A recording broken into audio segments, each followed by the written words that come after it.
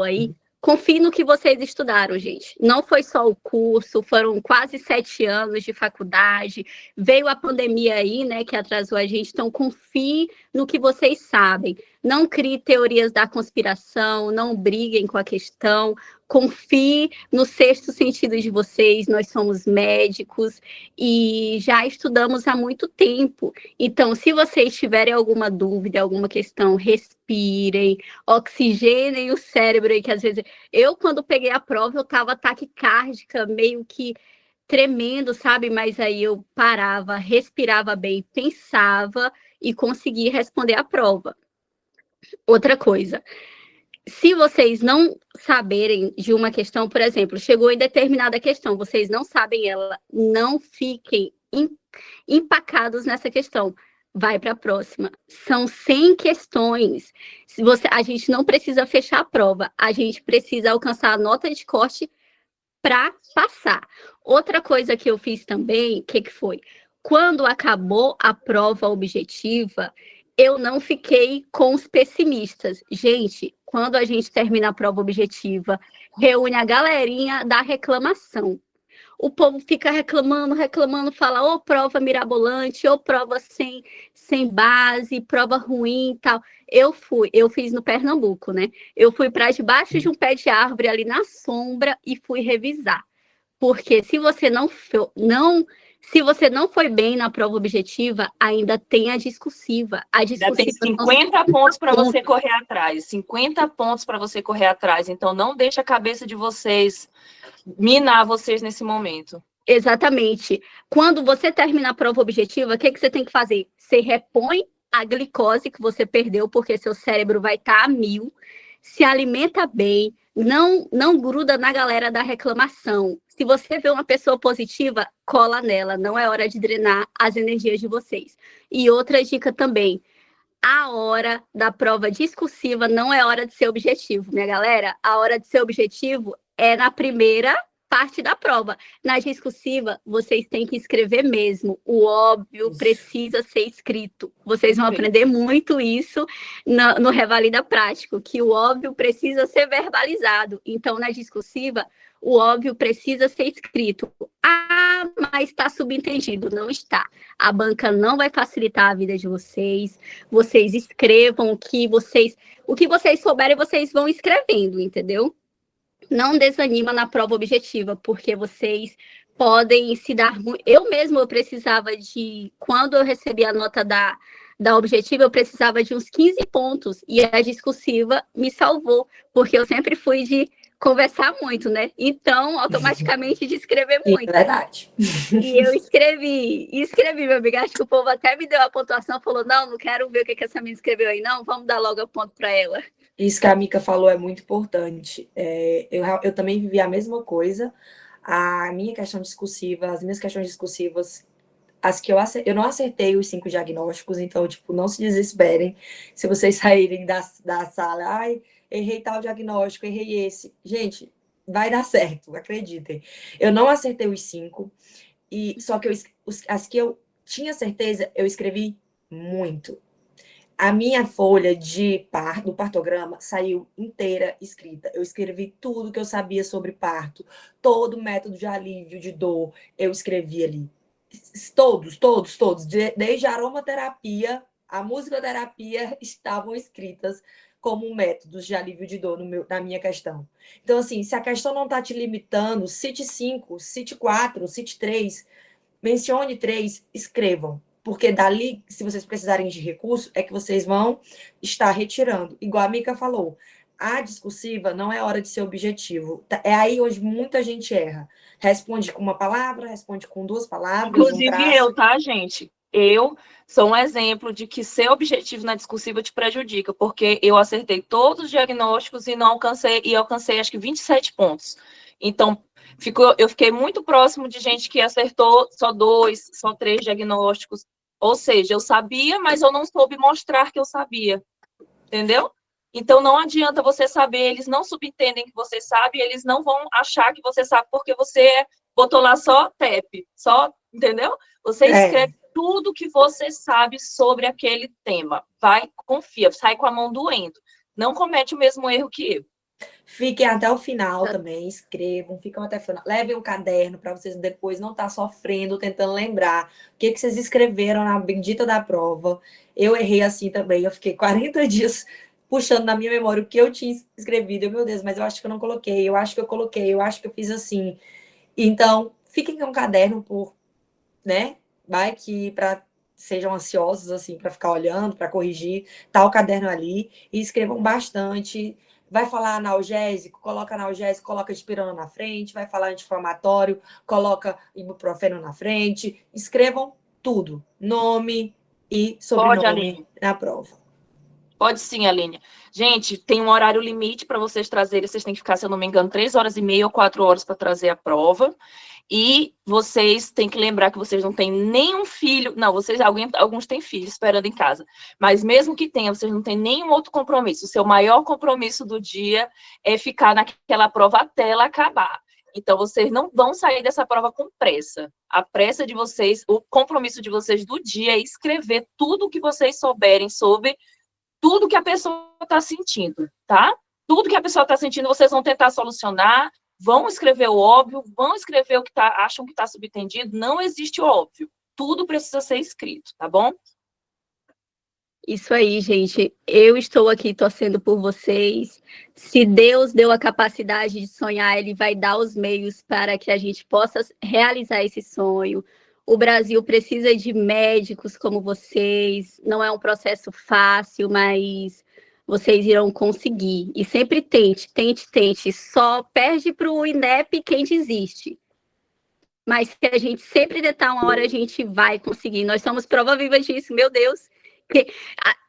Do nada a gente vai, claro, depois de estudar muito, né? Mas quem diria? Quem diria? Foi um processo bem intenso, muito estudo, mas é possível. Estamos aqui para provar isso e também para torcer por vocês. E sucesso, pessoal. Estamos aqui desejando boas novas para vocês aí, uma boa jornada, uma boa prova. E venham, médicos revalidados. Alguém tem Muito alguma obrigada, amiga, pela dúvida? tua Gostaria de falar participação. alguma coisa? Queria agradecer a Fabiana, né? Por tudo que ela fez por mim, por toda a paciência. Meu Deus do Não céu, é minha tenho, eu não tenho coach, é minha paciência, tá, Eu não gente? tenho, médica, gente, paciência. é minha professora, É. é minha amiga. Então é isso, Enfim, gente. Boa prova obrigada para por todo essa mundo. oportunidade. Boa prova para todo mundo. E lembrem-se, quando vocês indicam alguém para fazer recurso, gente, quem fez A o meu pessoa em recurso recurso, meu Deus, foi nem a fez a Lorena, prova. inclusive tem que agradecer ela aqui. Quem fez meu recurso foi a Lorena. Eu estava desesperada. Ela, além de fazer meu recurso, ainda vem com as palavras já que dá aquele afago na gente, no nosso coração. E Deus colocou ela na minha vida, a Fabiana colocou ela na minha vida, e eu sou muito grata também pelo recurso que ela fez. Eu indico a Lorena para fazer recurso, mas vocês não vão precisar, não vão com essa cabeça, não vão precisar de recurso. Não vão entrar derrotados já na prova, tá, meu povo? Eu também Sim. quero Já vão aproveitar aqui a pensando. oportunidade para parabenizar as duas, né? São minhas duas amigas, eu tenho muito orgulho delas. São pessoas que a Mica não, mas a Rose durante o processo se questionou muito, duvidou muito da capacidade dela, e eu não quero esse comportamento em vocês, tá? Vocês são excelentes médicos, vocês são esforçados, vocês chegaram aqui, não foi à toa. Lembrem de quantas pessoas desistiram, ficaram pelo meio do caminho. Lembrem de quantas coisas a gente aturou nessa faculdade, nesse Paraguai, quantas dificuldades. Tem dificuldade familiar, tem dificuldade financeira, tem as dificuldades pessoais, e a gente chegou até aqui, está enfrentando esse processo doloroso que acaba com o nosso psicológico, acaba com a nossa mente, deixa a gente cansado, mas a vitória ela tem que ser certa na nossa cabeça, a gente não pode deixar o medo paralisar, tá bom? Então, eu sempre falei isso muito para a Rose, eu acreditava mais nela do que ela mesma, eu falava muito para ela, que ela era capaz, que ela estava duvidando, que ela estava com esse sentimento de derrota, e ainda bem que eu estava certa, tá? E eu também estou certa a respeito de vocês, eu tenho certeza, né? Não deixem esse sentimento de dúvida em nenhum momento vocês duvidarem do quanto vocês estão preparados, do quanto vocês estudaram, isso vocês construíram sozinhos. Vilma, pelo amor de Deus, o medo vai acontecer, mas olha o tanto de coisa que tu sabe, olha o tanto de coisa que você está afiada, é inevitável, teu coração vai ter hora que vai estar disparado na prova, mas isso não vai ser suficiente para te paralisar, pode ter certeza, tá? É Exato. isso, meninas, meus parabéns, viu? Muito Muito orgulho de obrigada, vocês. pessoal. Obrigada a todos aí. Obrigada, Fabiana. Obrigada, Obrigada, gente. Boa Lorena. prova. Tchau, Bom, tchau. vocês não vão sair agora, não. Por quê? Já vão sair por quê? A Micaela vai precisar sair, que ela vai comemorar o CRM dela. A Rose pode ficar mais um Tá. pouquinho. Tchau, gente. Merece. Beijos. Tchau, Tchau. Mica. Tchau, amiga, muito obrigada. Por nada. Tchau, Obrigada. tchau. Então é isso, gente. Teve aí mais 2 revalidadas aqui dando testemunho que esse INEP é possível. A gente duvida muito, né, da nossa capacidade. A Rose testemunhou aí como é importante, né, você acreditar em você. Às vezes a gente duvida, acha que não é capaz, acha que não é inteligente, e na hora vai lá, né, e mostra a força que ela teve. Eu vi os vídeos dela e eu, a todo momento. Ixi, ficou mudo. Alguém silenciou a Lori, gente. Oi, voltou? Voltou. Como eu Voltou. estava falando, eu vi o vídeo da Rose, todo momento ali eu vi uma médica preparada, do início ao fim, muito séria, muito centrada nas condutas dela, e o resultado estava positivo, né? Desde o primeiro vídeo que eu vi da Rose, não, isso daqui é certeza, ela vai passar, só se for um demente que for corrigir o recurso dela. Graças a Deus, ontem ela foi dormir 100% revalidada, e esse sentimento eu desejo, né, a todos vocês. Olhem para a Rose, olhem para a Mica, para mim, para a Fabi, para todos que conseguiram vencer o INEP. Se uma pessoa conseguiu, vocês também vão conseguir. Como eu falo, só não passa nesse INEP aquele que não tenta ou aquele que desiste. E o testemunho de vocês vai inspirar outras pessoas. Vocês estão gerando testemunhos. Hoje eu mandei um áudio da Jéssica, ela me mandou cedo, eu chorei horrores. Quem chorou com esse áudio? Reage aqui, comenta. Até eu, Ó, que sou durona, me emocionei. várias pessoas que não sei se a Jéssica está aqui, se tiver amiga, aparece. Ouçam o áudio da Jéssica amanhã, domingo, antes de ir para a prova, no intervalo da objetiva para a discursiva, né? Acalmem o coração de vocês, não foi à toa, tem um propósito maior e vocês vão entender que tudo tem o seu tempo. Então, minha participação hoje vai ser bem rápida, bem breve, mas eu quero falar de alguns temas, somente as palavras-chave. Não é para tentar, vou querer aprender aquele tema mirabolante, aquela fisiopatologia. Gente, esquece. Passa no INEP quem está mais preparado, não é isso? O inteligente às vezes fica e aquele lá, espertão, que só estudou as palavras-chave, foi muito malandro no INEP. Temos que ser malandros, né? Como diz o Rafael. Às vezes não sabemos o tema, mas acertamos por lógica, né? Aquela palavrinha do INEP, convencer o paciente, né? Instruir, ele nunca vai direito de autonomia, né? Vamos falar para a filha, porque a avó, a mãe tem incapacidade mental. Gente, isso não existe. A autonomia do paciente, os princípios da bioética, né? Os princípios do SUS, aí isso é muito questão de preventiva. A gente acerta muito na lógica. Vamos tirar aqui esse chá, essas folhas, né? O indígena colocou no tórax da criança, é retirar, dar alta para a criança. Não existe, a gente respeita, né? Respeita todos os princípios. Isso é competência cultural e a gente acerta muita questão de preventiva só usando a lógica, né? A gente nunca é muito agressivo. Questão de cirurgia, a dica que eu quero dar para vocês: abdômen agudo e ABCD do trauma. Gente, revisem, por favor. Abdômen inflamatório, é o mais querido do INEP. Diverticulite aguda, falou em idoso, dor na facilita esquerda, né? Apendicite do lado esquerdo. Diverticulite aguda, nome e sobrenome. Fatores de risco da diverticulite aguda, vai estar lá no enunciado. Constipação, paciente idoso, genética, obesidade, tabagismo, fator de risco para tudo. Classificação de Rinter, que está na diverticulite aguda. Se o INEP quiser que vocês vão para laparotomia, vai ter uma peritonite generalizada. Não tenham dúvidas, é Rinter 3 ou 4, 3 peritonite fecal. 3, peritonite purulenta. 4, peritonite fecal. É laparotomia, é cirurgia. Esse é o tratamento final. Só que vocês não vão fazer uma lapa na barriga do paciente de cara. Vocês vão internar primeiro. Tem que ter um enredo, né? Internação, jejum, analgesia, antibiótico, antitérmico, encaminhar para o cirurgião. Não é vocês que vão fazer, né? A laparotomia. O tratamento final é laparotomia, mas antes tem todo, né, um A preâmbulo. rotina do abdômen agudo. A rotina do abdômen agudo. Isso aí, diagnóstico diferencial. Todas as outras ites, né? O que termina com ite é inflamação. Então, apendicite, pancreatite, colecistite, colangite são diagnóstico diferencial dos abdômenes agudos inflamatórios. Outra coisa, laboratório. O que eu vi no recurso, preste atenção, no recurso da prática, né? Caiu ali um trauma esplênico. A pessoa me pedindo TGO, TGP, PCR, VHS, gente, vamos ter raciocínio lá. Só vai pontuar os 3 primeiros. Quais são os 3 primeiros exames importantíssimos no ABCD do trauma? É PCR? É VHS? Se o paciente tiver com febre, né, são marcadores inflamatórios, sim.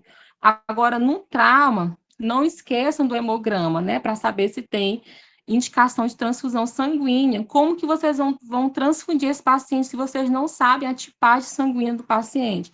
Então, hemograma, tipagem sanguínea, gasometria arterial. Tem mais algum, Fabi, no trauma importante? Lactato? Provas cruzadas, basicamente. É isso aí. É hemograma, gasometria, prova cruzada. Tipagem sanguínea. Esses são os exames importantes no trauma. Agora, se o paciente está com icterícia, né?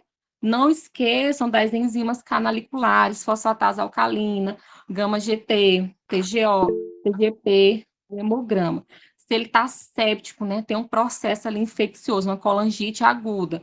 Um exame muito importante, hemocultura. Hemocultura é muito importante em um paciente séptico para saber se não tem uma bacteremia, né? Uma bactéria no sangue.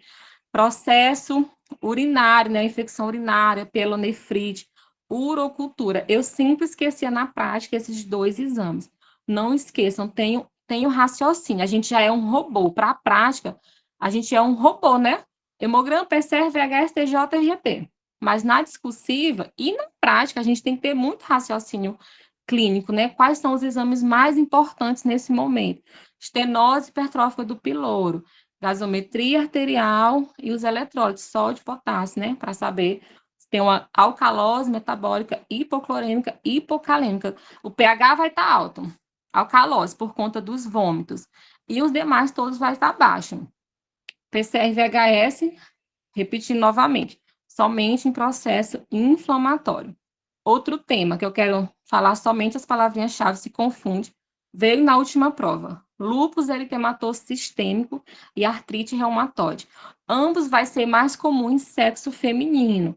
Mulher em idade fértil, ali o lúpus vai estar em uma mulher mais jovem. Artrite reumatoide é uma mulher ali próximo, né, aos 40 anos. Mas as 2 patologias têm artralgia, tem rigidez matinal, só que essa artralgia, né, do lúpus, essa rigidez do lúpus, ela não tem deformidade óssea, ela é sem deformidade óssea. A artrite reumatoide, ela sim tem deformidade óssea. Por isso que na artrite reumatoide o tratamento é anti-inflamatório e os DMARDs, né? Quais são os DMARDs? As drogas modificadoras do curso natural da doença. Ibuprofeno, que é um AINES, é para o sintoma. Agora, para mudar o curso natural da doença, né? Essa deformidade óssea. Alguém me fala 2 drogas que mudam esse curso natural da doença da artrite reumatoide? Metotrexato, hidroxicloroquina, sulfasalazina. É sulfasalazina, tá, gente? Sulfasalazina, metrorexato, hidroxicloroquina. Lembrado do colito, né? Isso. Tem outro, lefunomida, se eu não me engano.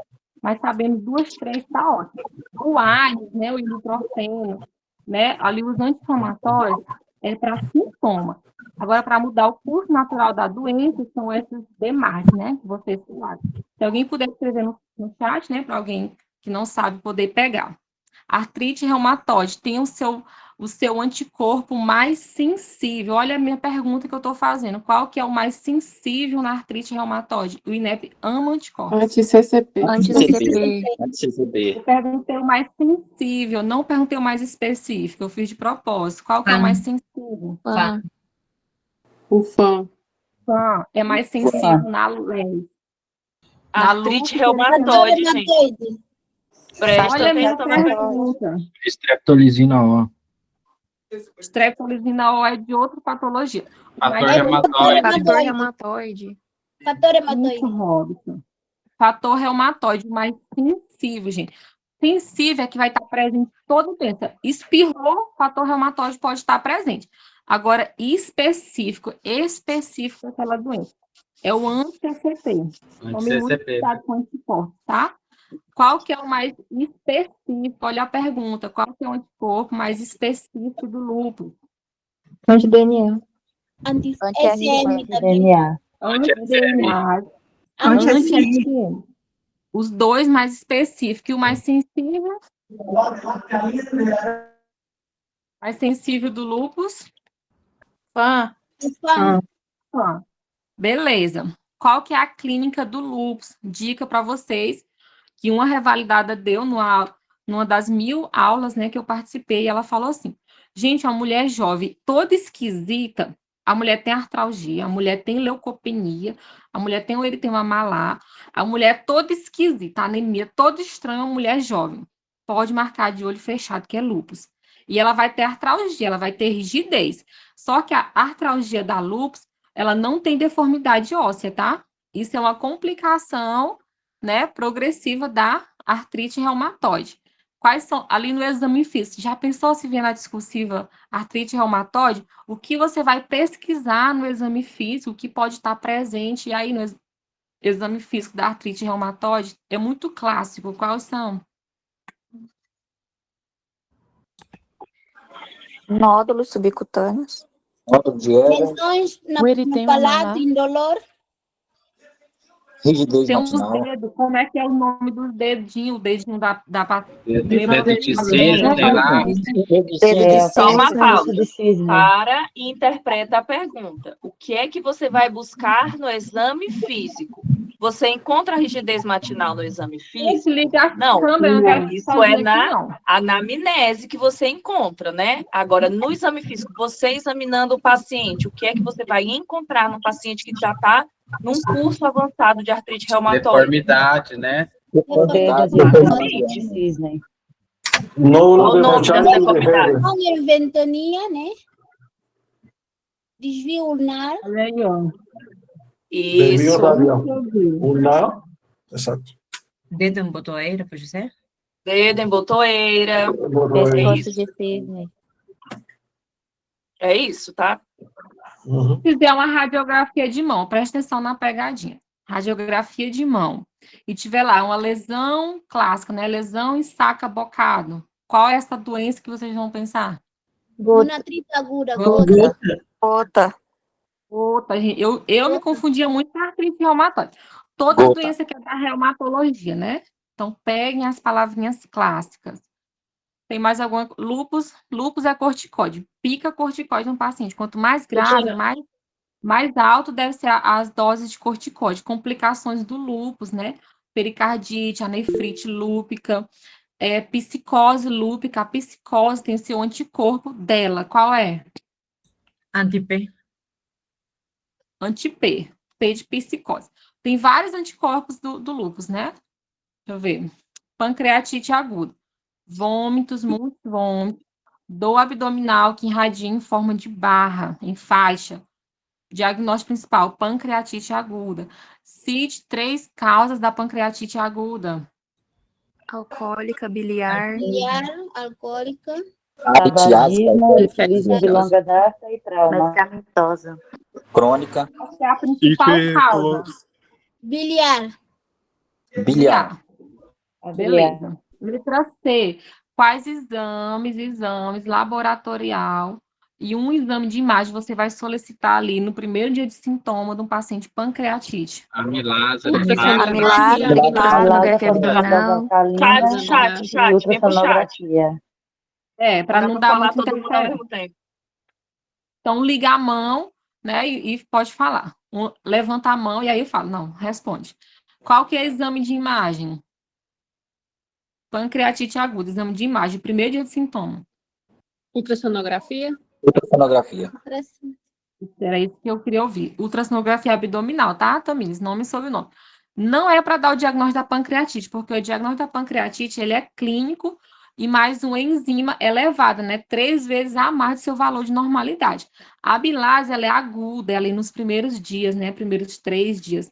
A lipase, ela é mais crônica. A ultrassom é para você diagnosticar a principal causa, que é a causa biliar. Tratamento da pancreatite aguda.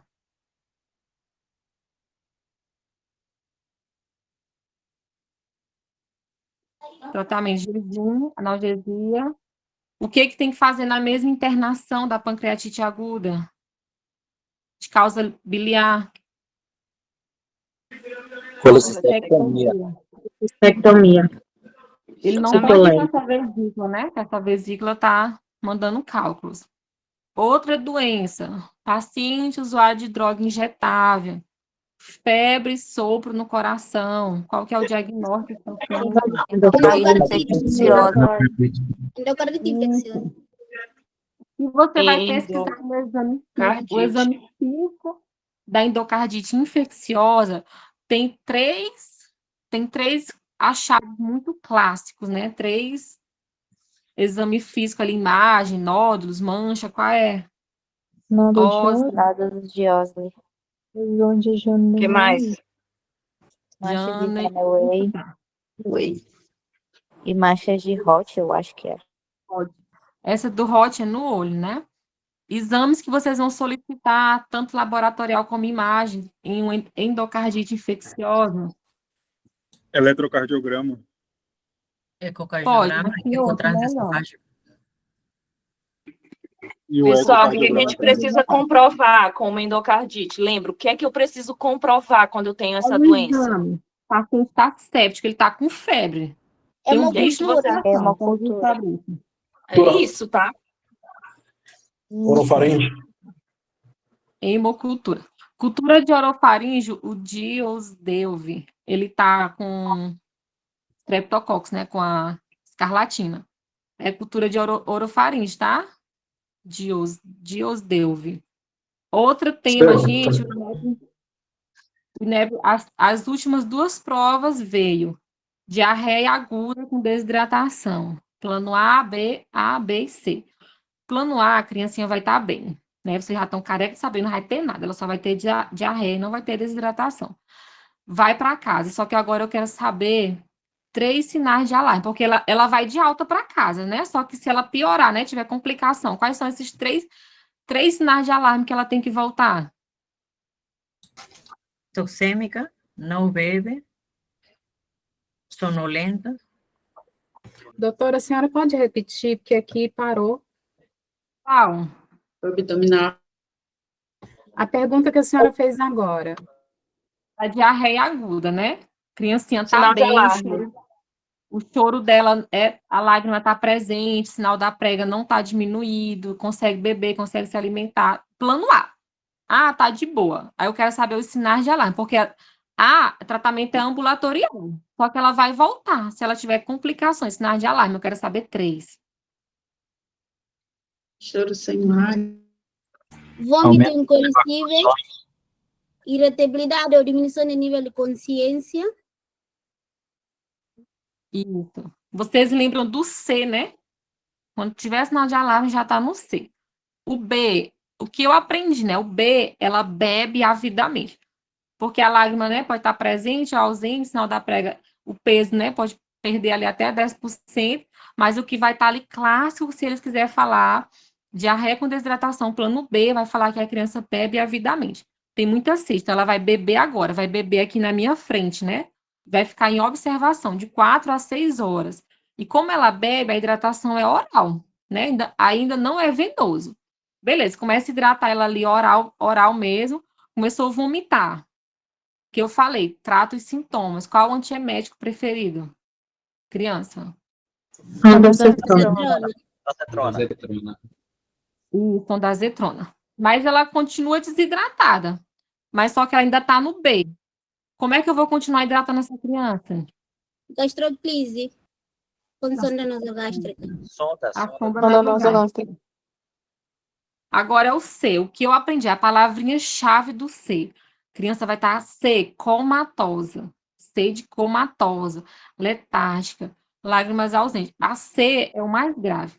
Ela não vai conseguir beber, de forma alguma. O tratamento dela já é venoso. Só que tem diferença. Se ela tiver 12 meses, tá lá o enunciado, criança de 12 meses, comatosa, com diarreia. Como que vai ser a hidratação dessa criança? Não, 30 ml em 30 minutos. 30 ml quilo dose em 30 minutos. E depois 70 ml quilo dose em 2 horas e meia. Isso. Se essa criança, no plano C, ela tem uma cardiopatia grave.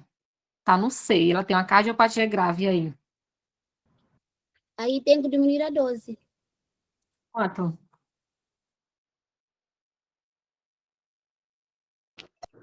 10 ml quilopeso. Isso. Tá aqui no.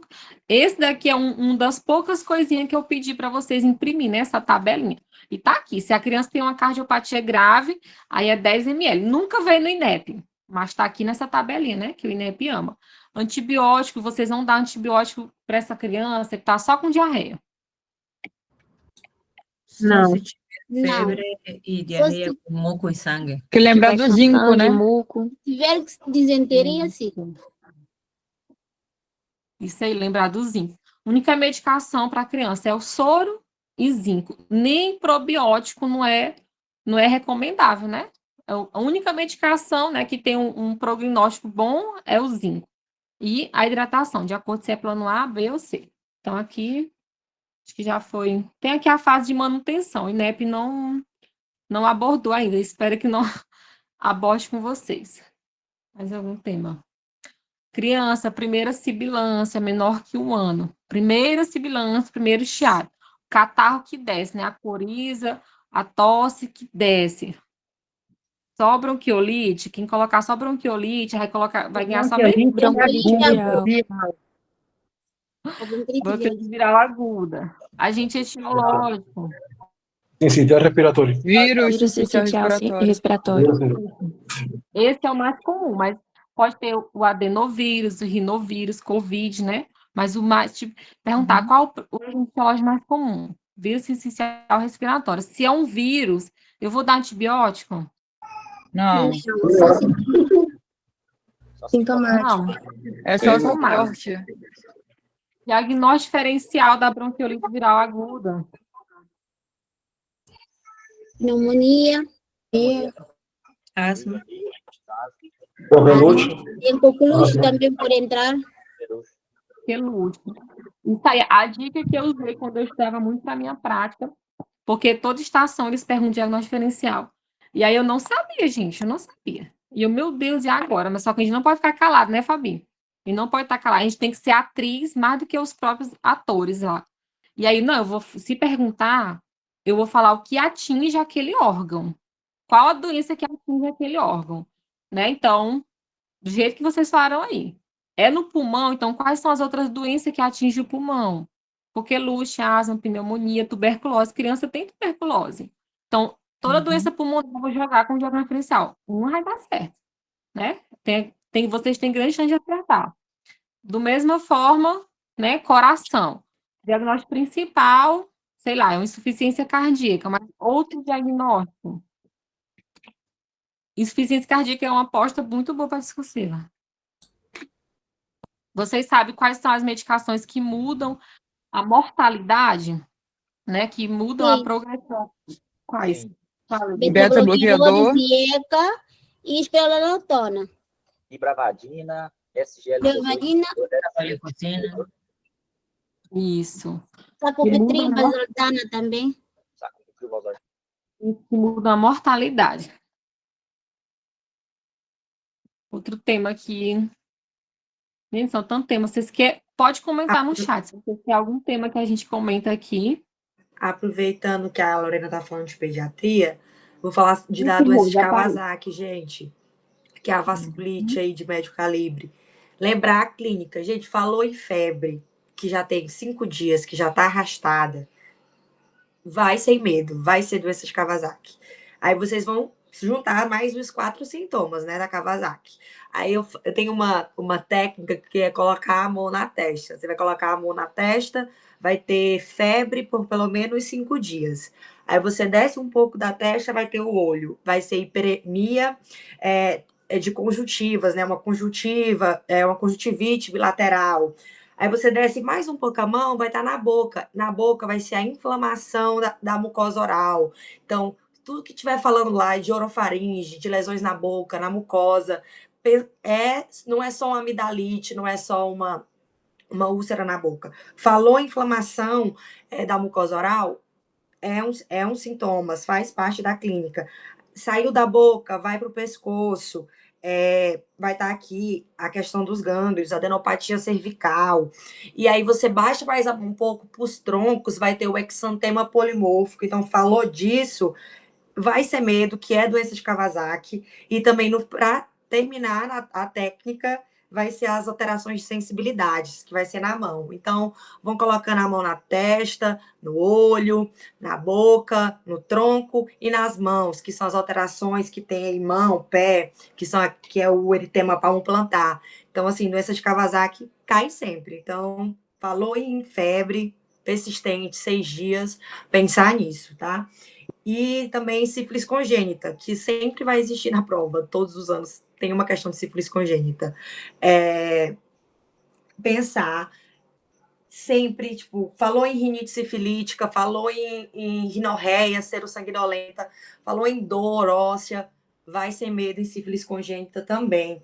E se é precoce, se é tardia, que é uma coisa que abordam muito na nossa prática, a gente estuda para a gente falar, né, se é uma sífilis precoce, se é uma sífilis tardia.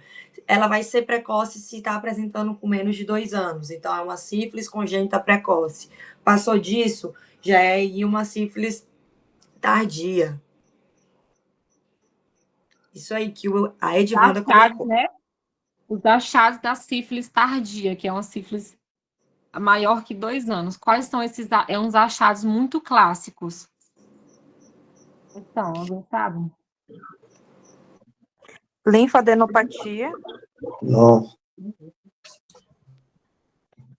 Ah, Sim, tá- a ceratite intersticial, é isso? Os dentes de Wuchsmann e a surdez, é isso? Tardio, Condiloma plano. Não, gente, vocês estão confundindo a sífilis precoce com a sífilis congênita precoce e tardia, não é não? Ela quer saber da sífilis congênita. É fronte olímpica, nariz em cela, a tíbia de Sabré.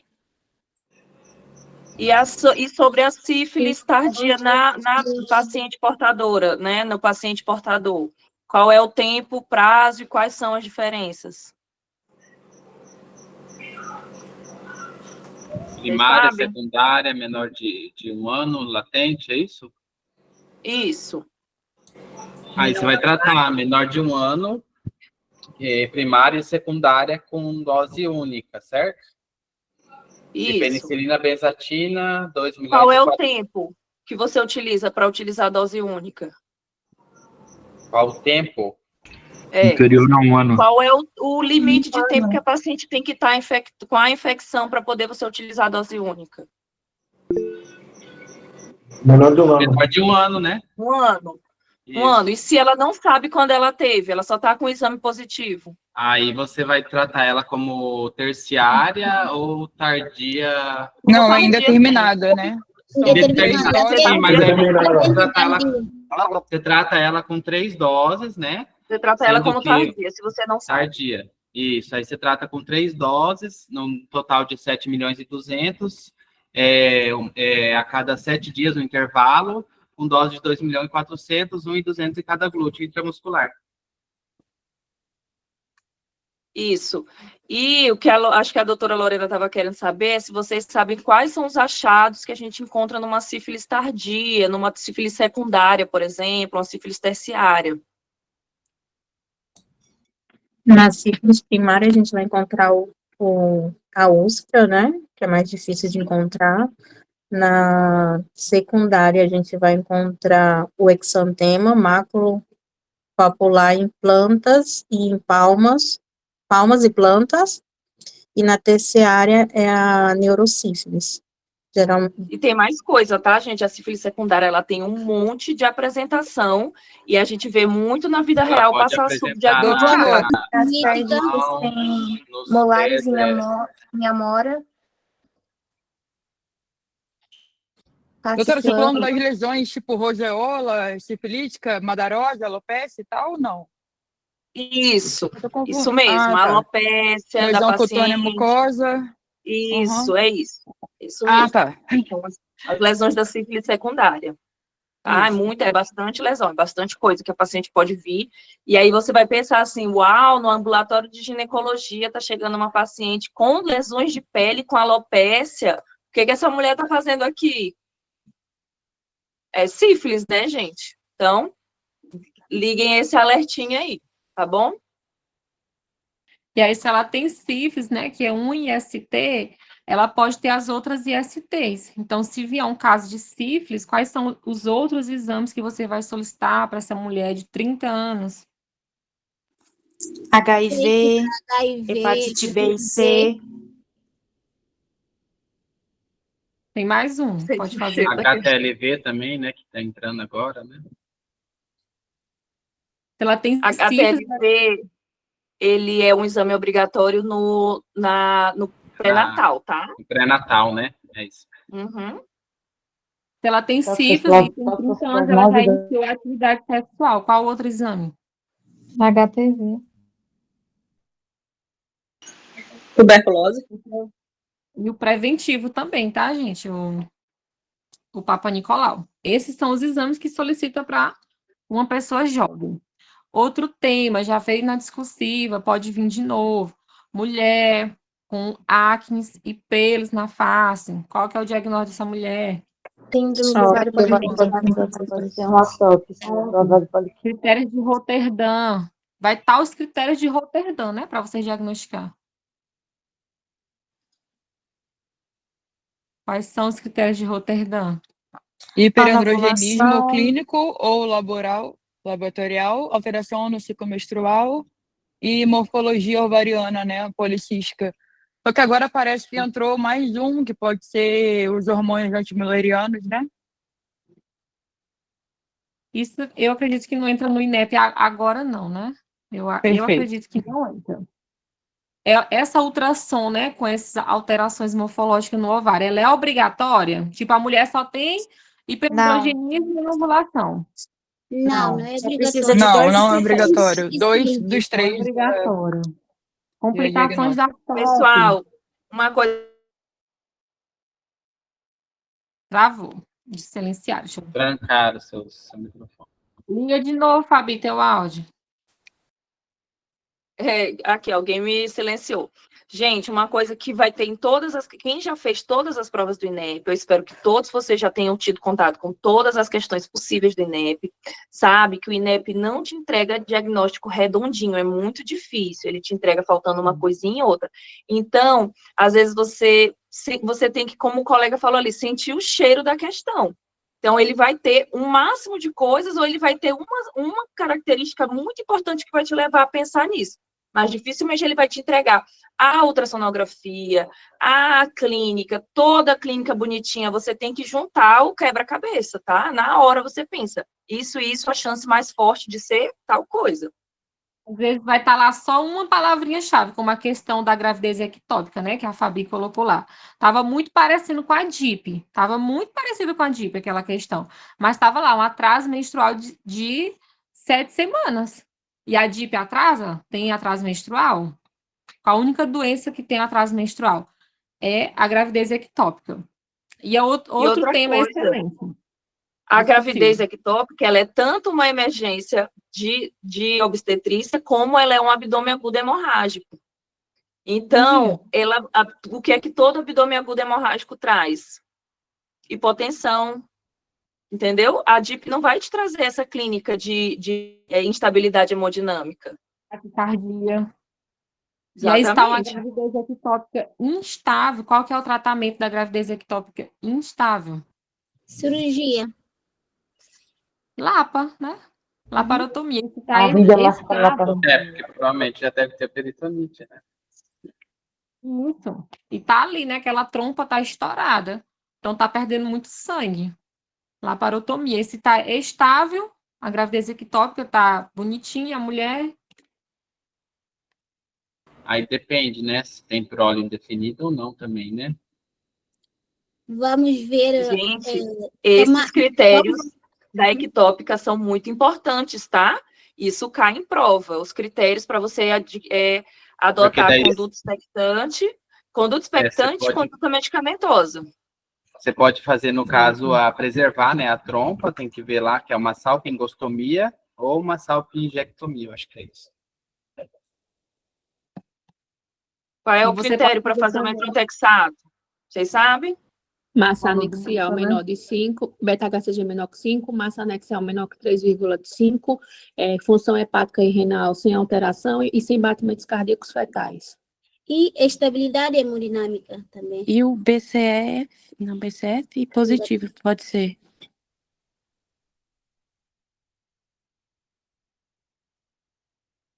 Isso. Pode Outro repetir, tema, por né? favor, rapidinho, é que a Fabi tinha Escreve falado. no chat, tá? Ó, quem falou, vai escrever no chat, tá, Gabriela? Ok. Outro tema, paciente, ó. INEP ama câncer, né? Já veio na discursivo câncer de esôfago, câncer do colo, câncer intestinal, como é, meu Deus, o nome desse câncer? Câncer intestinal. Colo retal. Colo retal. E ainda não veio o câncer de mama, né? Quais são os fatores de proteção? A minha pergunta, fatores de proteção para o câncer de mama.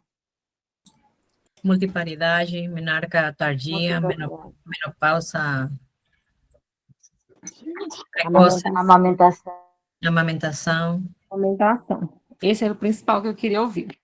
Quando que vai começar o rastreamento de câncer de mama? 50 anos. A partir de 50 a 69 anos. A partir de 50 anos. Bienal, mamografia. Mamografia. Se tiver algum fator de risco, se for parente de primeiro grau masculino, parente de primeiro grau dela, ou então ela mesmo com alguma alteração mamográfica, pode começar a partir de 35 anos. Isso. Pediram mamografia, veio BIRADS 4, conduta. BIRADS, gente, classificação de Biópsia. Provavelmente maligna. Biópsia. BIRADS 0. Ultrassonografia. Ultrassonografia de complemento, conclusivo. Um exame adicional. O BIRADS, pelo jeito que eu tô vendo, vocês estão muito afiados. BIRADS 3. Ultrassonografia 6 meses. Você vai repetir depois de 6 meses.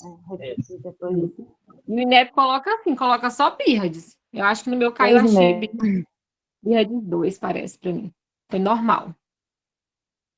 Procurando, passando aqui vários temas.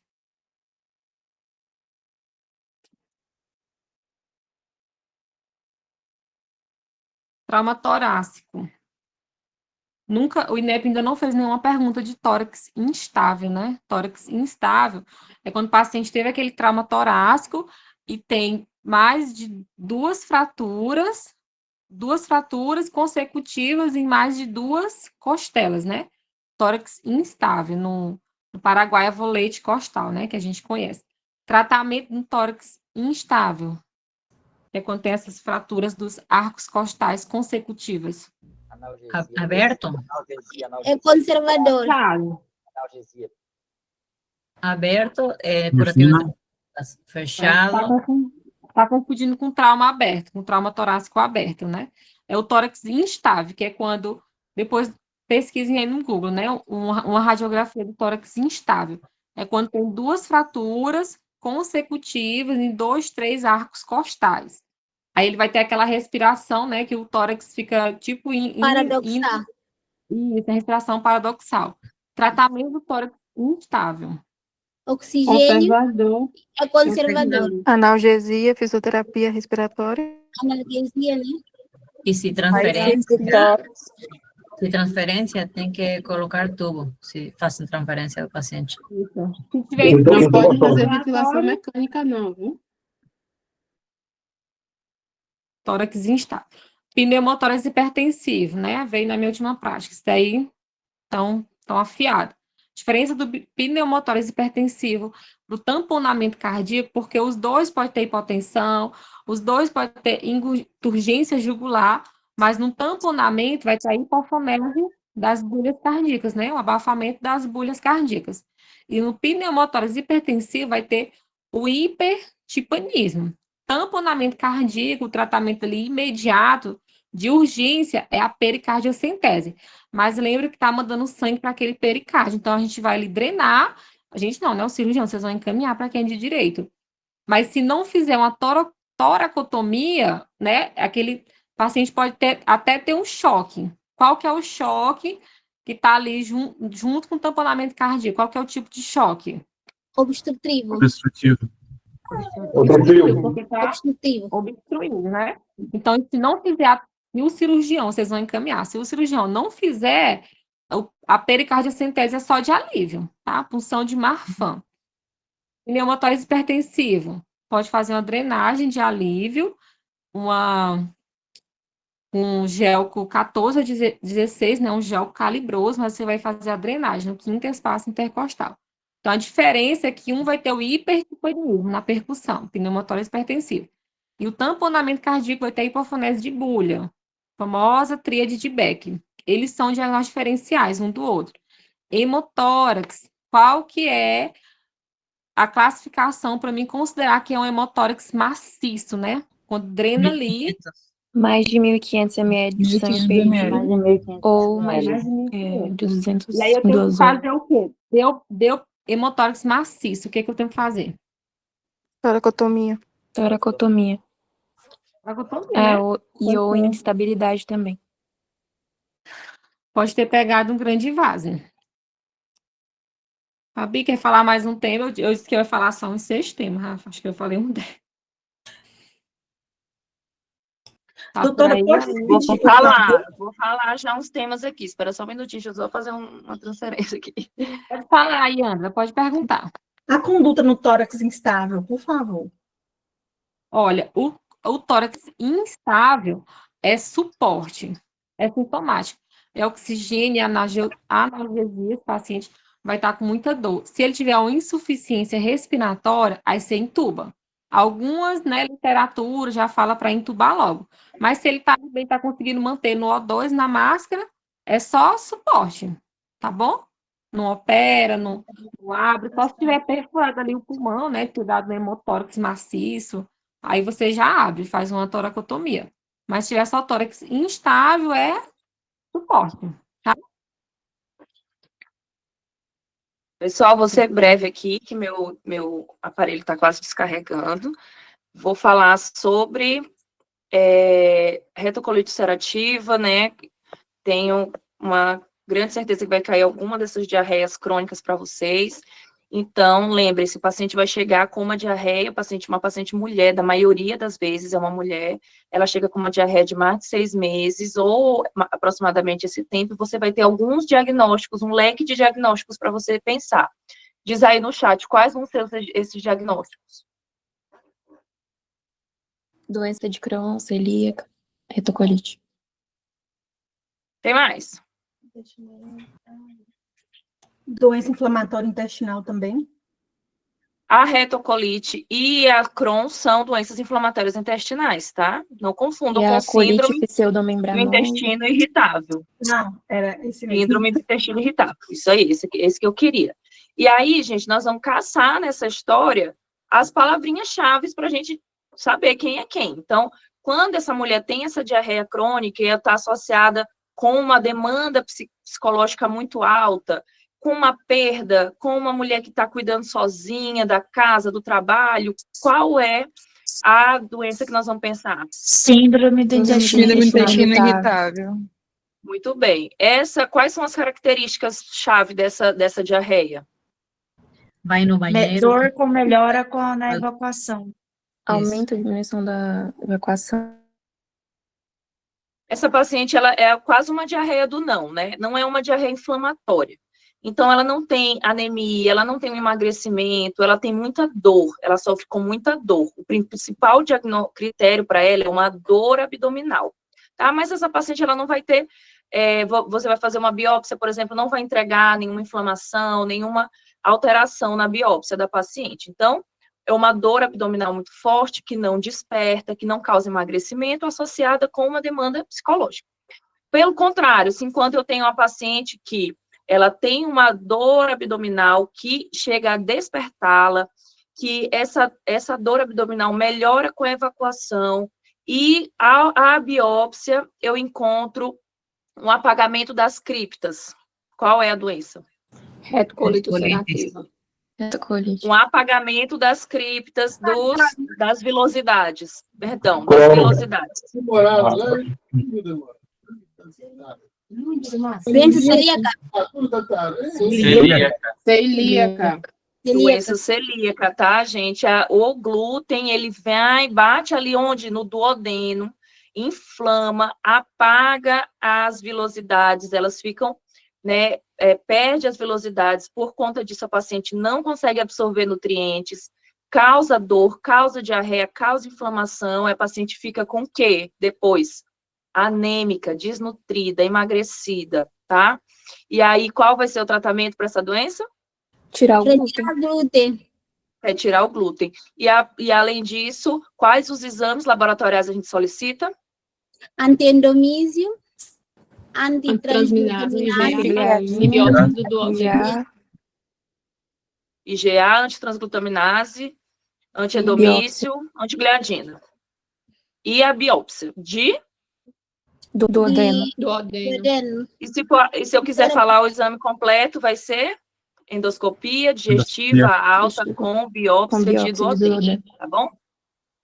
Aí, a outra que eu vou ter, uma opção, uma paciente, né, mulher, pelos seus 30 anos, tá com essa diarreia crônica, ela tá com um pouco de emagrecimento, refere a aparecimento de sangue e muco nessas fezes, e também tá com aftas orais, e tá com umas aftas orais, tá com, né, um acometimento anal, né, se consegue notar uma saída de uma secreção por um orifício, né, ao lado do ânus.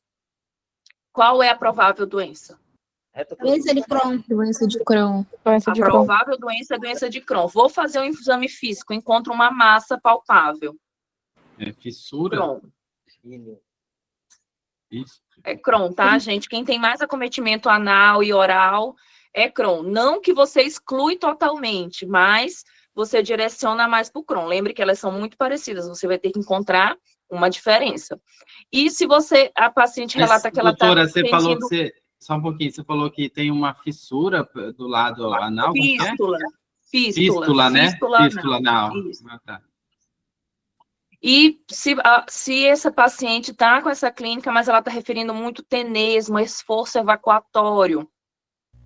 Retocolite ulcerativa. Retocolite ulcerativa. Quais são os exames que a gente vai solicitar para esse paciente? Primeiro, laboratoriais. ASCA 3. e... ASCA, Bianca. E tem mais um. Tem mais. Hemograma. Hemograma completo? Não. É o das fezes, procalcetina. PCR, VHS. Biópsia. Calprotectina. Calpronectina, isso. É calpronectina. E de imagem, qual é o exame de imagem que a gente solicita? Colonoscopia. Colonoscopia. Gente, é a prova da sua vida. Você vai solicitar uma colonoscopia, esse é o exame? Tomografia. Não, calma. Estou confundindo. Colonoscopia Bora com lá, biópsia. calma. Bora com calma. Qual é o exame completo que você vai solicitar para desvendar esse mistério? Quem é quem? Colonoscopia com biópsia. Colonoscopia com biópsia, tá bom? Com biópsia. Como é que vai vir essa biópsia? Primeiro, como é que vai estar a diferença da biópsia de cada uma? As lesões são saltitantes. Aí é colonoscopia, tá? Eu quero saber a biópsia. O que você vai encontrar na biópsia? Las retocolitis são em criptas e da de Crohn é granuloma não caseoso. Granuloma não caseoso. Em Crohn, granuloma não caseoso. Em retocolite vai ter um infiltrado nas criptas. E na colonoscopia propriamente dita, o que vai ter? A imagem vai revelar para a gente, hein? Doença de Crohn. Pedra saltada. Salteada, descontínua. Em bloco, né? Em calçamento, né? Pedras de bloco, exatamente. E na retocolite? Vai ser ascendente contínuo. Ascendente contínuo. Perfeito, muito bem. Quais são os outros sintomas extraintestinais que podem aparecer nas duas? Não se assustem se eles aparecerem. Uveíte. Eritema nodoso. Isso. Dor articular também. Dores articulares. Dermatite. Dermatites. Muito bem. Qual é a dermatite que vai estar presente na doença celíaca?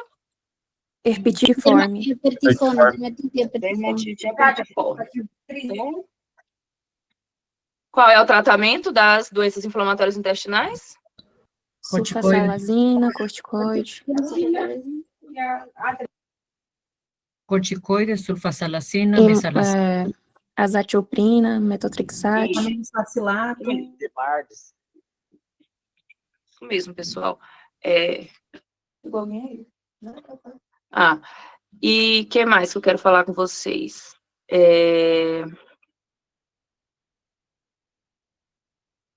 Bom, gente, eu tenho um paciente que fez uma cirurgia de tireoide. Após isso, né, tá sofrendo fraturas. O que você vai pensar? Uma lesão da paratireoide. Lesão das paratireoide. Lesão de paratireoide, tá? Lesão de paratireoide que tá causando o quê? Hipocalcemia. Hipocalcemia. Tá? O que você vai solicitar para esse paciente?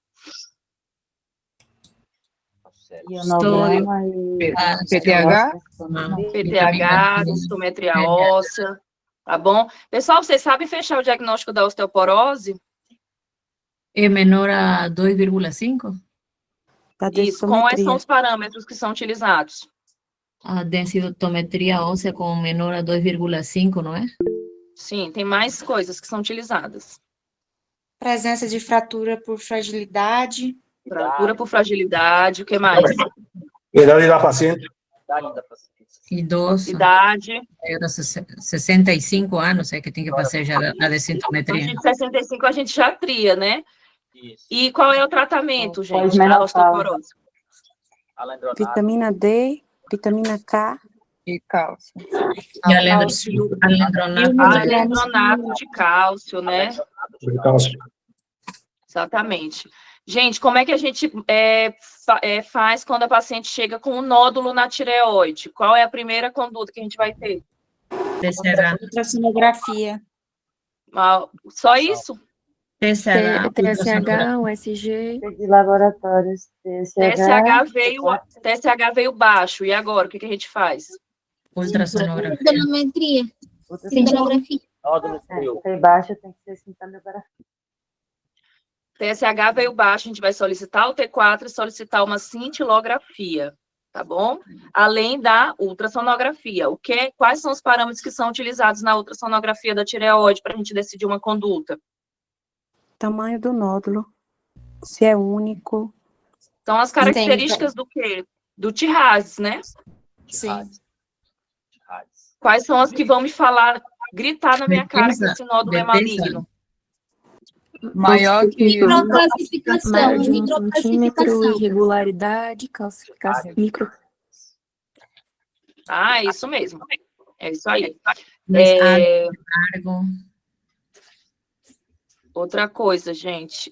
sobre doença do refluxo gastroesofágico, tá? O paciente vai chegar o quê? O paciente, normalmente, ele vai chegar entre 35 e 50 anos. Um homem, normalmente, né? A gente está falando de um paciente que é obeso, que tem um estilo ruim de vida, tá? Qual é o exame de entrada para esse paciente? Endoscopia. Qual é o critério que eu utilizo para saber se eu vou ou não fazer endoscopia nele? Eu vou fazer endoscopia para todo mundo? Idade maior de 40 anos. Complicações. Exatamente. Paciente tem mais de 40 anos, o presente dele é ganhar uma EDA. Paciente tem menos de 40 anos, como vai ser a conduta com ele? IBP. Aí se não Exatamente. melhora, se A gente tiver vai outros mandar ele para casa sintomas com como IBP. ronquidão, aí faz EDA. Exatamente. Tá? É isso. Normalmente, Doutora. o paciente abaixo de... Sim? Uma dúvida, então só faz EDA se ele tiver sintomas atípicos e for maior de 40 anos? Isso, se ele tiver sintomas que falem muito a respeito, né, dele já estar com uma metaplasia, ou se ele tem pensa assim, na suspeita, pode ser que já esteja há muito tempo esse refluxo lá corroendo o esôfago dele, ou se ele já tem mais de 40 anos, aí ele ganha uma EDA. Se não, doutora, estou sentindo há 2 meses, tá, um pigarrinho aqui, né, estou sentindo aquela queimação, então volta para casa com teu IBP e depois a gente vê o que a gente faz, tá bom? É isso. Perfeito, obrigada. E aí, fiz a EDA, mandei para casa com o IBP e ele não melhora. Esse paciente não melhora de jeito nenhum com o tratamento. O que é que esse paciente ganha? Endoscopia com biopsia. Endoscopia digestiva. Eu quero desvendar se ele realmente tem uma doença do refluxo gastroesofágico. Eu já fiz a endoscopia. Esôfago. pH-metria. Padrão ouro, né? pH-metria, tá bom? Paciente refratário, sintomático, ele ganha pH-metria de 24 horas. É bem legal esse exame, tá, gente? O nome do outro, me dá até vontade de às vezes de pegar.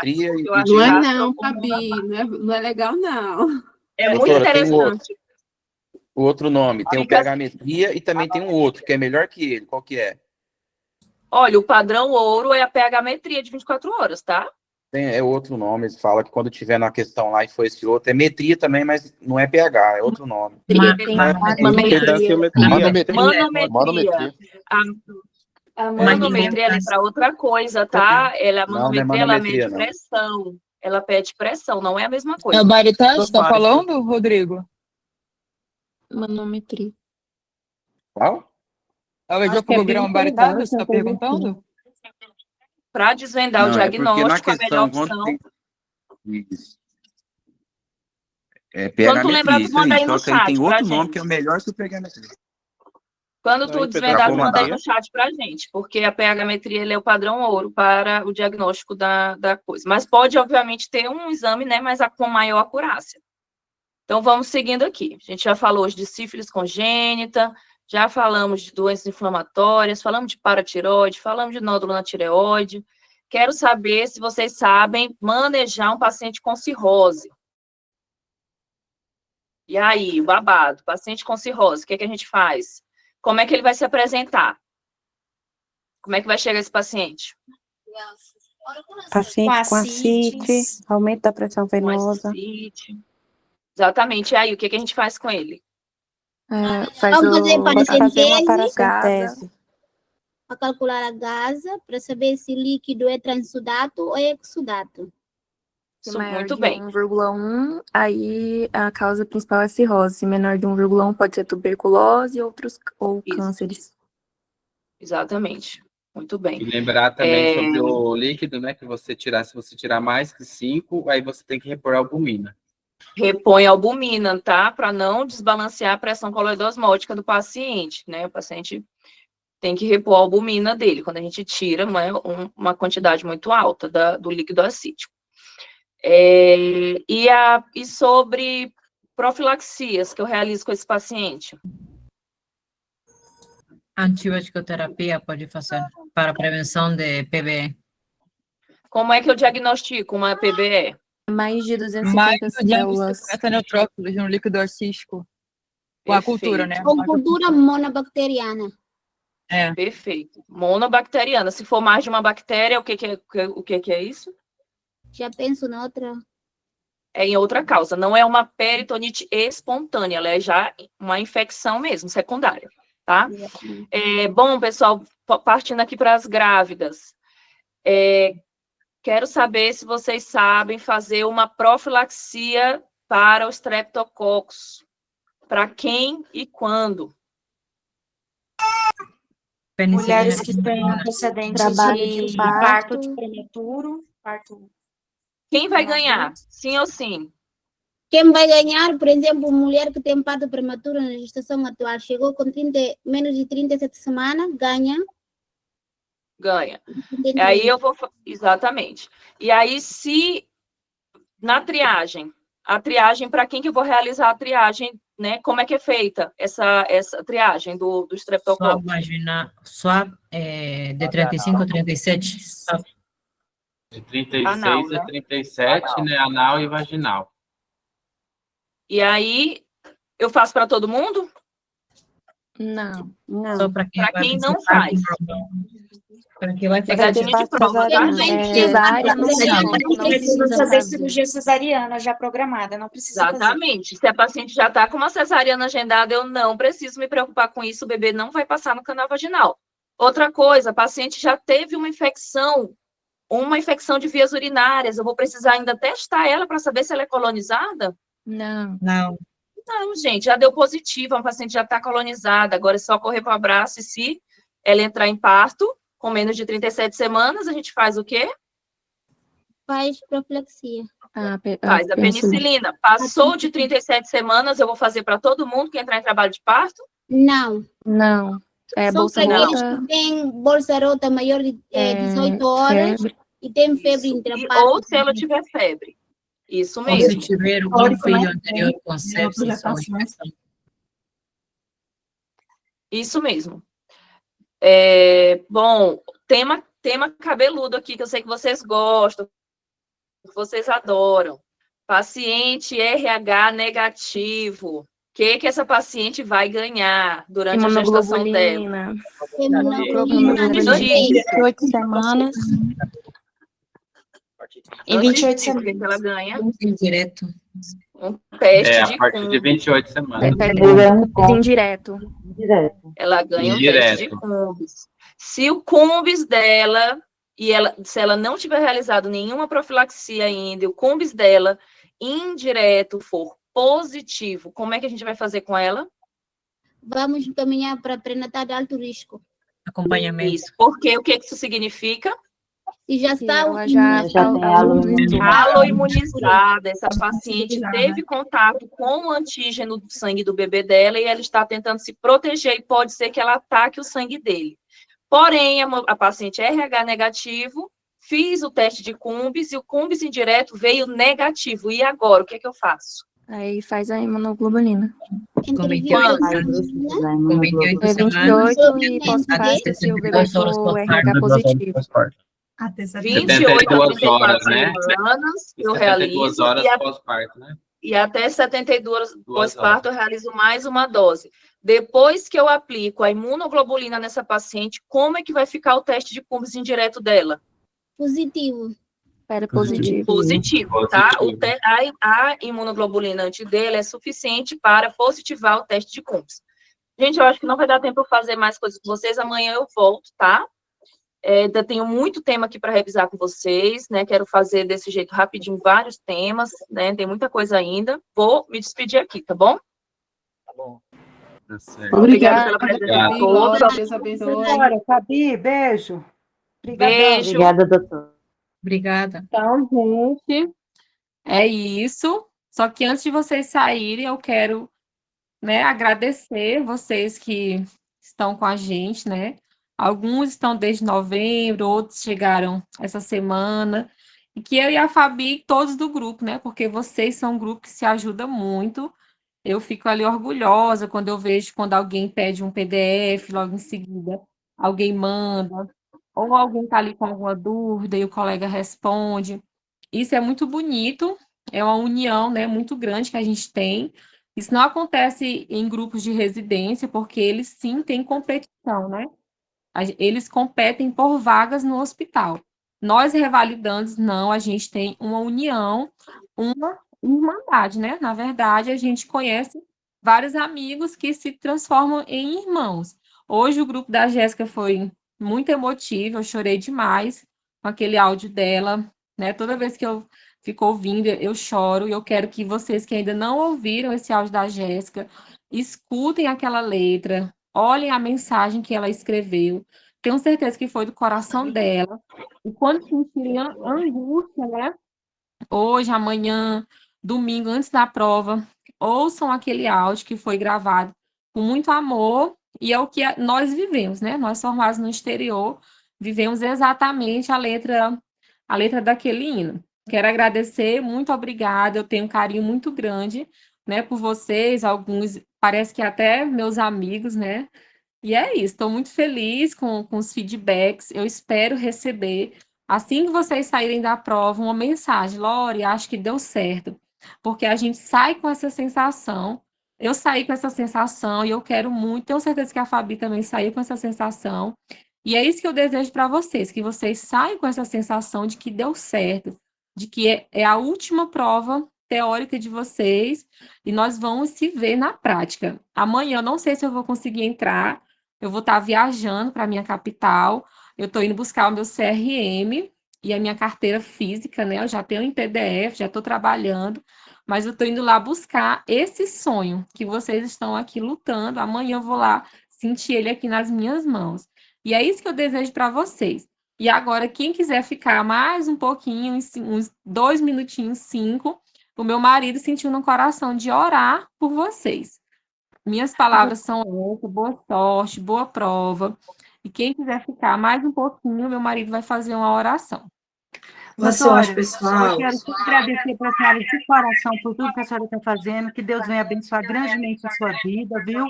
Porque você e a doutora Fabi estão sendo umas bênçãos na nossa vida, viu? Deus abençoe grandemente e que multiplique em saúde, em alegria, em paz, e que você tenha uma vida muito, muito abençoada, viu? Deus te abençoe grandemente. Amém, obrigada. Boa noite, pessoal. Como é que vocês estão? Boa noite, boa noite. Boa noite. Boa noite. Eu sei que está bem próximo, né, dessa prova que vai realmente ser um divisor de água na vida de vocês. É mais uma etapa, né, que vocês estão aí enfrentando, mas a gente sempre repete, né, e é importante repetir, que precisa que vocês entendam que o desafio maior vocês já venceram, que foi formar, né, e hoje ser médico, né, porque muitas pessoas que a gente acaba se deparando nessa caminhada, a gente percebe que ela não entendeu isso ainda, entendeu? Não sei se por alguma cobrança própria ou cobrança de algum familiar, não consigo imaginar o que possa passar realmente na vida da pessoa, mas assim, precisa partir, né, dessa premissa: eu já sou médico, eu já sou médica, entendeu? Como qualquer outro médico mais fodástico do planeta Terra, formado na melhor universidade do planeta Terra, se quiser trabalhar no Brasil, precisa fazer a prova do Revalida, entendeu?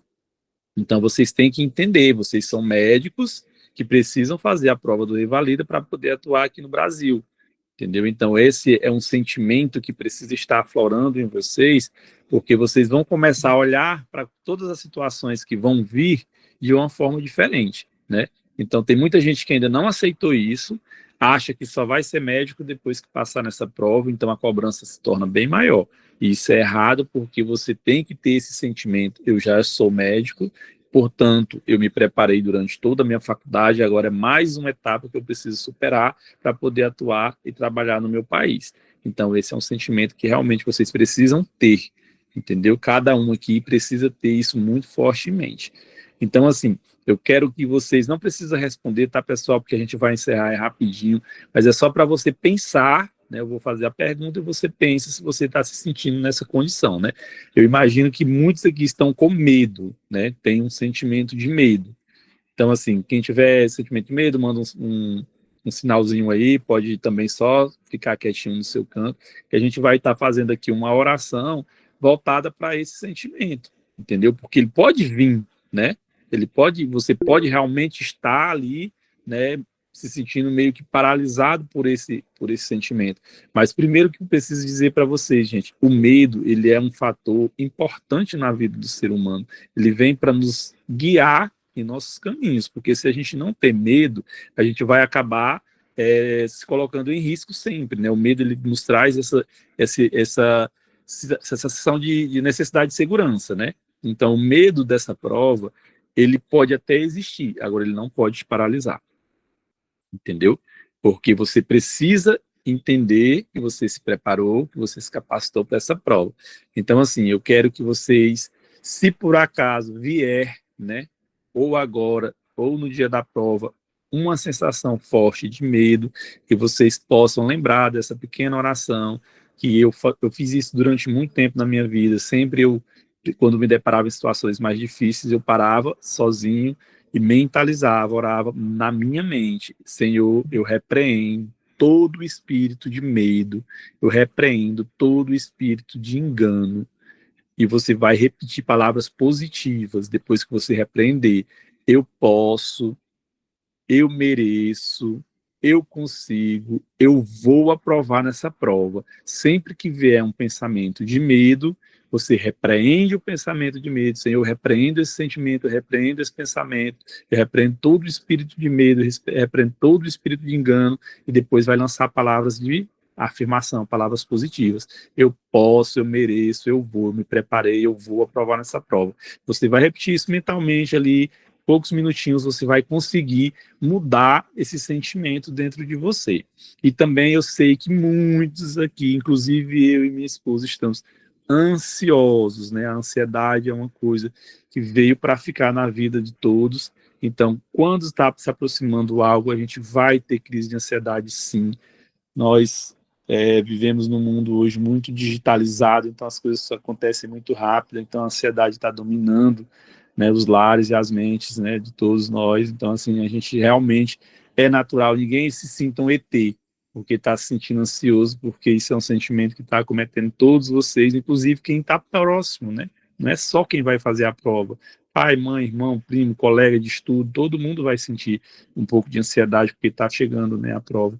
Então, assim, para esse sentimento de ansiedade, né, a gente vai fazer a oração: Senhor, eu quero entregar toda a minha ansiedade em tuas mãos. Eu confio em ti, Senhor. Me ajude a descansar e confiar que o Senhor está comigo. Acalma minha alma e me ajuda, Senhor, a lembrar tudo aquilo que eu estudei, em nome de Jesus. Então, gente, se você se sentir, der aquela crise de ansiedade, lembrem-se de orar e entregar toda a ansiedade na mão do Senhor, porque Ele vai estar com vocês todo o tempo. Esse é o único que permanece fiel, mesmo na nossa infidelidade. Então, é o nosso amigo verdadeiro, aquele que nunca, jamais, em hipótese alguma, vai nos abandonar. Então, veio uma ansiedade mais forte, ore: Senhor, eu entrego nas tuas mãos toda a minha ansiedade. Me ajuda, Senhor, a lembrar tudo aquilo que eu estudei. Porque a ansiedade pode travar a mente, a ansiedade pode realmente fazer com que você não consiga lembrar algo que você se preparou para estar ali e executar, né? Então, lembre-se de fazer essa oração também mentalmente ali, há uns minutinhos, isso vai ajudar vocês. E, para a ansiedade, respiração. Tem que parar um pouquinho, respirar, oxigenar bem o cérebro, para poder você ativar novamente ali a memória e voltar a executar as questões que estiverem faltando, entendeu? Então, sempre veio a ansiedade, faça essa oração rapidinho e respira. Respira pelo nariz, enche todo o diafragma e solta pela boca lentamente. Faça esse exercício 5 vezes, 10 vezes. Não vai atrapalhar o seu tempo na prova, vai te ajudar a concluir essa prova com clareza, com consciência, com raciocínio lógico e aplicando aquilo que vocês estudaram. Então, assim, para finalizar, eu sei que muita gente também pode estar com o sentimento de não estou preparado. Muitas pessoas podem estar nessa altura do campeonato com o sentimento: eu não estou preparado. Entendeu? Nunca vamos estar preparados nunca vamos estar 100% preparados para nada, pessoal. Sempre vai faltar alguma coisa, isso é normal, é natural do ser humano, nós somos falhos, nós somos limitados, principalmente na área de vocês, que a medicina é muito ampla, ninguém vai chegar dominando 100%, até porque são padrões que fogem daquilo que você pode ter estudado, entendeu? Então, assim, não se cobre, entendeu? Não se cobre. E aí, para esse sentimento de não estou preparado, vocês devem orar, falando: eu repreendo todo espírito de julgamento, todo espírito de culpa.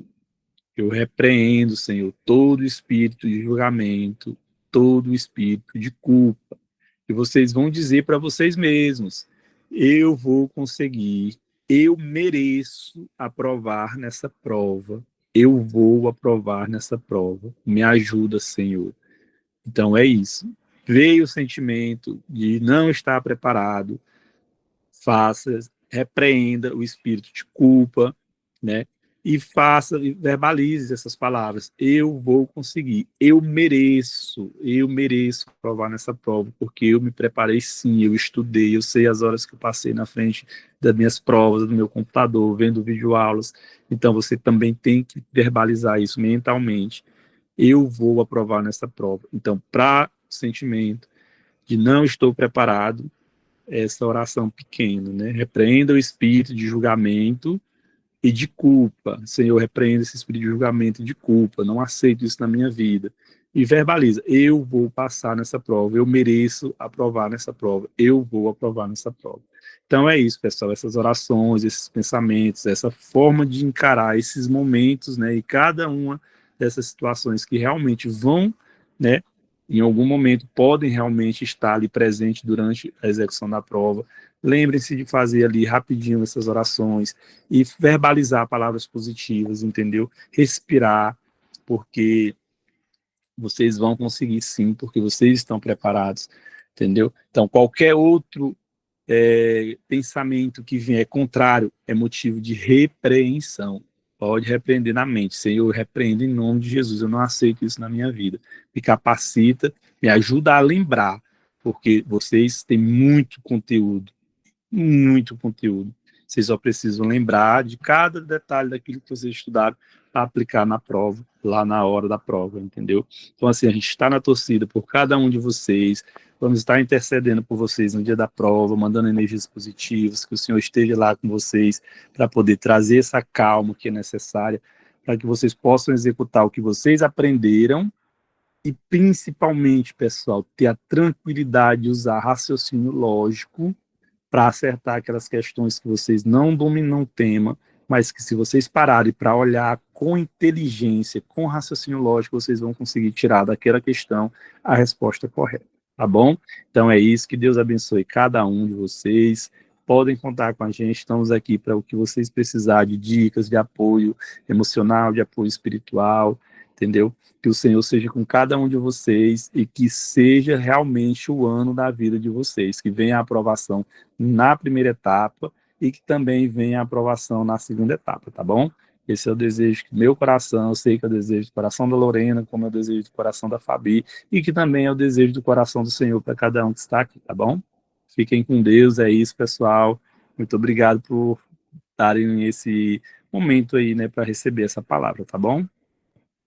É isso, pessoal. Boa prova, boa sorte.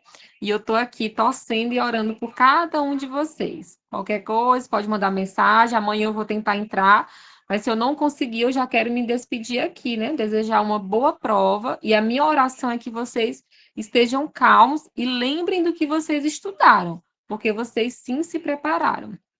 Vou saindo. Beijo.